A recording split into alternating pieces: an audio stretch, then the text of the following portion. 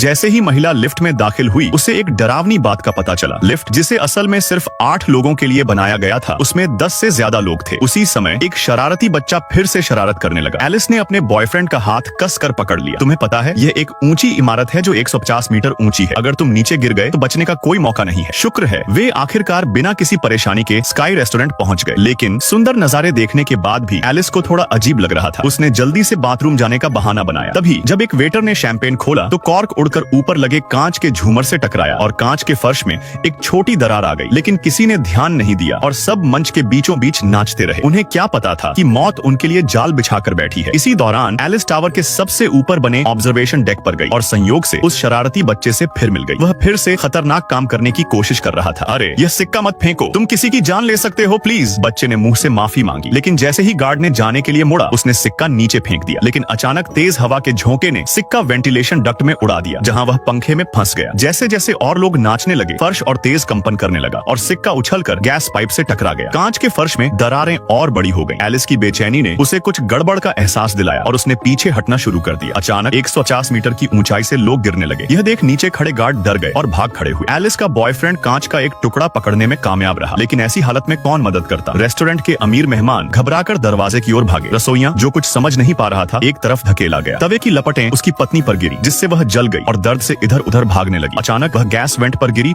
और रेस्टोरेंट में धमाका हुआ। इससे डर और बढ़ गया। गार्ड ने सबको सीढ़ियों से भागने को कहा। भीड़ में एलिस अपने छोटे कद की वजह से पीछे दब गई और इसी से उसकी जान बच गई। लेकिन घटिया कंक्रीट और भीड़ की वजह से सीढ़ियां टूट गईं और बड़ा गड्ढा बन गया। सब लोग गिर गए, सिर्फ बच्चा बचा रहा। सीढ़ियां टूटने के बाद लोगों को लिफ्ट लेनी पड़ी। सब अंदर भागे, किसी को भीड़ की परवाह नहीं थी। एलिस अपने कमजोर शरीर की वजह से फिर बाहर धकेल दी गई, लेकिन इसी से वह बच निकली। पर मौत की चाल इतनी आसान कैसे हो सकती थी। टूटे हुए हिस्सों की वजह से टावर झुकने लगा और घटिया निर्माण हलवे जैसी हालत में बदल गया। सब लोग विंडशील्ड पर गिर पड़े और सिर्फ एलिस ही ऊपर चढ़ पाई। उसने अपने पीछे खड़ी महिला को बचाना चाहा, लेकिन वह बस एक सहायक किरदार थी। विंडशील्ड अभी थोड़ी सुरक्षित थी, लेकिन जब महिला पलटी तो उसे उसकी आंखों में डरावनी चीज नजर आई। टूटा हुआ फर्श टेढ़ा मेढ़ा था और मंच पर रखा पियानो हिल रहा था। इस पल सबकी सांसें थम गईं। आखिर में सिक्का आखिरी बार साबित हुआ। एलिस को छोड़कर सब नीचे गिर गए, लेकिन इस बार शरारती बच्चा भी बच निकला। सिक्का सीधे जाकर गिरा इच्छाओं के कुएं में और एक चक्र बना लिया, क्योंकि वही सिक्का शरारती बच्चे ने कुएं से निकालकर जेब में रखा था। सिक्योरिटी गार्ड ने पहले ही चेतावनी दी थी कि यहाँ से सिक्का निकालना अशुभ है, मगर वो बच्चा कहाँ किसी की सुनने वाला था। जैसे ही टॉवर जमीन पर गिरा, ऊपर सिर्फ एलिस अकेली रह गई। उसने अब जीने की सारी उम्मीद खो दी थी। उसी वक्त अलमारी से एक छोटा बच्चा रेंगकर बाहर आया। एलिस ने यह देखकर तुरंत जाकर उसे बचा लिया। वो जैसे ही बच्चे को बाहों में लेकर बाहर आई, पूरी बिल्डिंग हिलने लगी। उसने फुर्ती से छलांग लगाई और बच्चे संग एक लोहे का सरिया पकड़कर हवा में झूल गई। लेकिन गौर से देखा तो उन्हें थामे रखा था उसके बॉयफ्रेंड का दिया एंगेजमेंट रिंग। भला एक छोटा सा अंगूठी का छल्ला दो लोगों का बोझ कब तक सह सकता था। आखिरकार दोनों नीचे गिर पड़े और कहानी मानो यहीं खत्म हो गई। नहीं, ऐसा तो मुमकिन ही नहीं, क्योंकि असली कहानी तो अब शुरू होगी। असल में अभी जो कुछ हुआ वो सब फैनी का एक सपना था, लेकिन वही सपना पिछले 2 महीनों से उसे रोज आ रहा था। और सपने में दिखने वाली एलिस दरअसल फैनी की नानी थी। सपनों से छुटकारा पाने और सच्चाई जानने के लिए फैनी ने ठान लिया कि अब वो उस नानी को ढूंढ कर रहेगी जिससे वो कभी नहीं मिली। अजीब बात ये थी कि उसके पिता ने भी कभी एलिस को नहीं देखा था। उसकी माँ कई साल पहले ही घर छोड़कर चली गई थी। मजबूरी में फैनी अपने छोटे भाई को लेकर चाचा के घर पहुंची। जैसे ही उसने नानी के बारे में पूछा, चाचा का चेहरा अचानक बदल गया। उसने गुस्से में कहा, एलिस तो पागल है। देखो, हमारे पिताजी की मौत के बाद वो बिल्कुल टूट गई थी। हमें स्कूल तक नहीं जाने देती थी, घर में बंद करके रखती थी। दिन रात बस यही सोचती रहती थी कि हम कितने तरीकों से मर सकते हैं। सरकारी हस्तक्षेप के चलते फैनी और उसका भाई फॉस्टर होम पहुंचे, लेकिन एलिस ने चैन नहीं लिया। वो हर दिन खत लिखकर उन्हें डरावनी मौतों के तरीके और तस्वीरें भेजती रहती थी। जब फैनी ने चाचा से वो खत देखने की जिद की तो उसने मना किया और कहा कि